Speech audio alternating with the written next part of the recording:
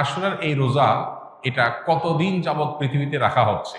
আশুরার রোজার ফজিলত সম্পর্কে আমরা সবাই কম বেশি জানি। নবী করিম সাল্লাল্লাহু আলাইহি সাল্লাম থেকে প্রসিদ্ধ হাদিস রয়েছে, সহিহ মুসলিমে বর্ণিত হয়েছে, আবু কাতাদা রাদিয়াল্লাহু তাআলা বর্ণনা করেছেন যে নবীজি ইরশাদ করেছেন, সিয়ামু ইয়াউমি আশুরা আহতাসিবু আলাল্লাহি আন ইউকাফিরা আস-সানাতাল্লাতী ক্বাবলাহ।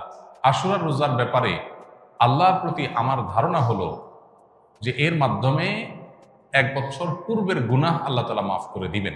এবং আশুরার এই রোজা এটা কতদিন যাবৎ পৃথিবীতে রাখা হচ্ছে, সেটার উত্তর হলো মুসা আলাইহিস সালামের সময় থেকে রাখা হচ্ছে। তার মানে কয়েক হাজার বছর ধরে আশুরার রোজা পৃথিবীতে রাখা হয়। এমন একটা ইবাদত যেটার ধারাবাহিকতা হাজার হাজার বছর। তো এই আশুরার রোজা রাখার গুরুত্ব অপরিসীম। সাহাবা ইকরাম নিজেরা তো রাখতেন, নিজেদের বাচ্চাদেরকে পর্যন্ত এই রোজা রাখতে উদ্বুদ্ধ করতেন, যারা রোজা রাখার মতো তাদেরকে, এবং সেই সাথে তাদেরকে খেলনা ইত্যাদি দিয়ে ভুলিয়ে রাখতেন। এটা ছিল নবী সাল্লাল্লাহু আলাইহি সাল্লামের সাহাবা ইকরামের সুন্নাহ। সেজন্য আশুরার রোজা আমরা রাখার চেষ্টা করবো ইনশাআল্লাহ। এই বছর আশুরার রোজা আমরা কখন রাখবো, সেটার উত্তর হলো আজ বাংলাদেশে এবং এ অঞ্চলে যেহেতু একদিন পরে চাঁদ দেখা যায় মিডল ইস্টের তুলনায়, সো আমাদের এখানে আজ ৮ই মুহররম। ৮ই মুহররম যেহেতু আজকে সন্ধ্যার পর, অর্থাৎ শুক্রবার সন্ধ্যার পরে ৯ই মুহররম শুরু হয়ে যাবে। আর আশুরার রোজার মধ্যে সবচেয়ে উত্তম হলো ৯ এবং ১০ই মুহররম রোজা রাখা। ১০ মুহররম আশুরার দিন, আশুরা মানেই হলো মুহররমের ১০ তারিখ বা ১০ম দিন, অতএব সেটা তো আছেই। সেটা আগামী রোববার মুহররমের ১০ তারিখ হবে। শনিবার দিবাগত রাতে সারিখে আমরা মূল রোজা আশুরা রোজাটা রাখবো ইনশাআল্লাহ।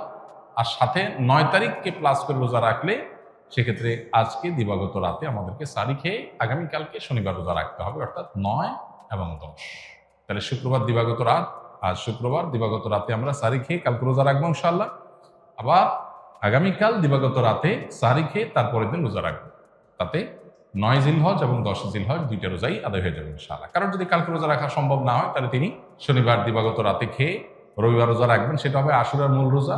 আর রবিবার দিবাগত রাতে সারি খেয়ে সোমবার তিনি রোজা রাখবেন, তাতে হবে আপনার ১১ই জিলহজের রোজা। আর সোমবার তো সাপ্তাহিক নফল রোজা আছেই, সেক্ষেত্রে আমরা টানা ৩টা রাখতে পারি। শুক্রবার দিবাগত রাত, শনিবার দিবাগত রাত, এই দুইটা আশুরা। আর রবিবার দিবাগত রাত হলো কিসের? সোমবারের সাপ্তাহিক নফল রোজা। তাহলে টানা 3টা রোজা হয়ে গেল।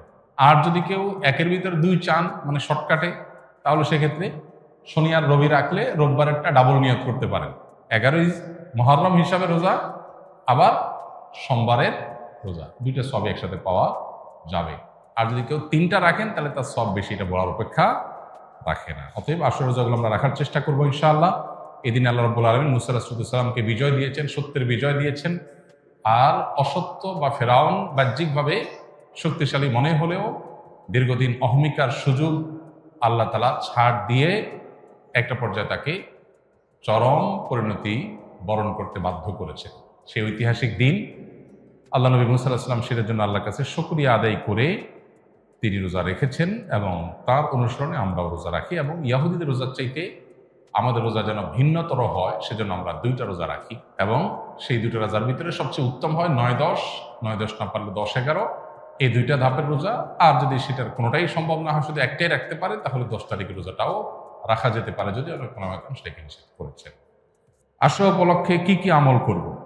আশুরা উপলক্ষে সর্বপ্রথম এবং প্রধান আমল হলো রোজা রাখা, যেটা আমরা এতক্ষণ বললাম। মুহররমের 10 তারিখ এবং তার সাথে 9 তারিখ, এই 2টা রাখা উত্তম। কারণ নবী সাল্লাল্লাহু আলাইহি ওয়াসাল্লাম বলেছেন, যদি আমি আগামী বছর বেঁচে থাকি তাহলে আমি 9-10 রোজা রাখবো। এই জন্য 9-10 রাখাটা উত্তম, এটা নবীজির স্বপ্ন ছিল, আকাঙ্ক্ষা ছিল। আর না হলো 10-11 রোজা রাখা, এটা হলো আশুরার প্রধান আমল। দ্বিতীয়ত, আশুরার এই দিবসের শিক্ষাটা গ্রহণ করা, এটা নিয়ে খুব বেশি আলোচনা হয় না।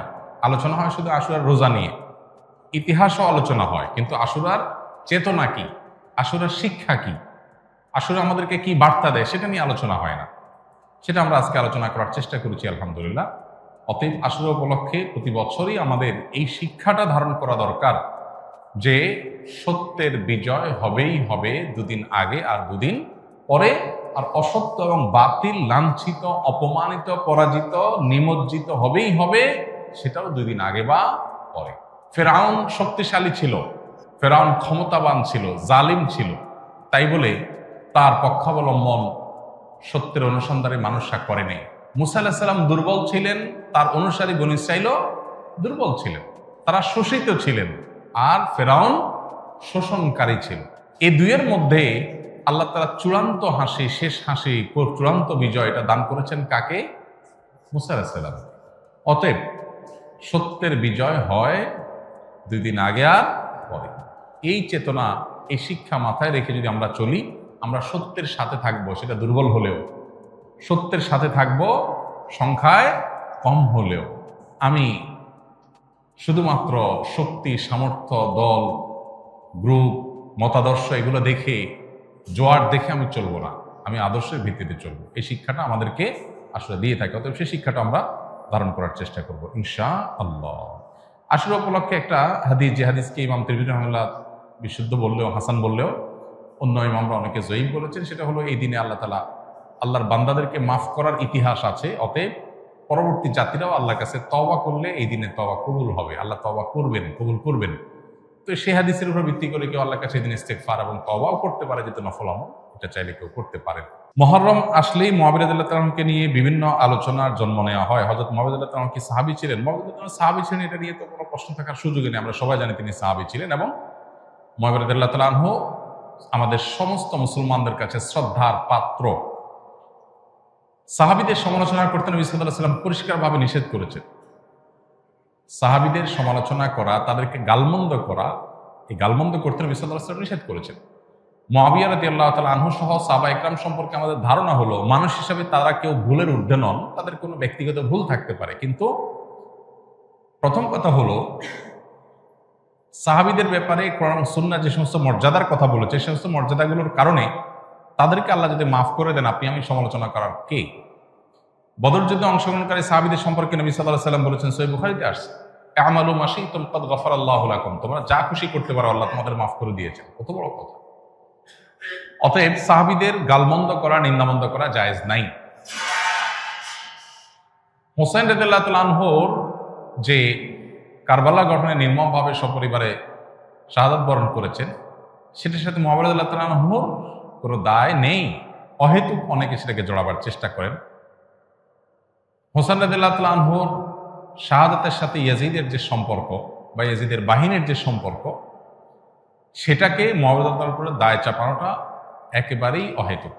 হ্যাঁ, মুআবিয়া রাদিয়াল্লাহু তাআলা আনহু তার ছেলেকে দায়িত্ব দিয়েছেন, দায়িত্বে রেখেছেন, এটা তার ইজতিহাদ, এটা তার ভুল, এটা তার গবেষণা, এটা ভালো হতে পারে, হয়তো বা বাস্তবে সেটা ভুল হতেও পারে, কিন্তু এটা গবেষণা। গবেষণাগত ভুলের জন্য কেউ কোনো মুস্তাহিদ সমালোচনার যোগ্য, গালমন্দ অন্তত করার উপায় বা সুযোগ থাকে না। বিধায় মুআবিয়া রাদিয়াল্লাহু তাআলাকে নিয়ে আমাদের ধারণার পরিবর্তন হওয়া উচিত। আমাদের সমাজে দেখা যায়, মুহররমের 10 তারিখ আসলেই অনেক রেডিও চ্যানেলে, অনেক মিডিয়াতে মুআবিয়ার সমালোচনা করা হয়। এটা সুস্পষ্টভাবে শরিয়ার লঙ্ঘন, নবী সাল্লাল্লাহু আলাইহি ওয়াসাল্লামের হাদিসের লঙ্ঘন। একজন ইমানদার সেটা করতে পারেন না। পুত্রের কোনো কর্মকাণ্ডের জন্য গণহারে বাবাকে দায়ী করা, এটা একেবারেই অনুচিত কাজ।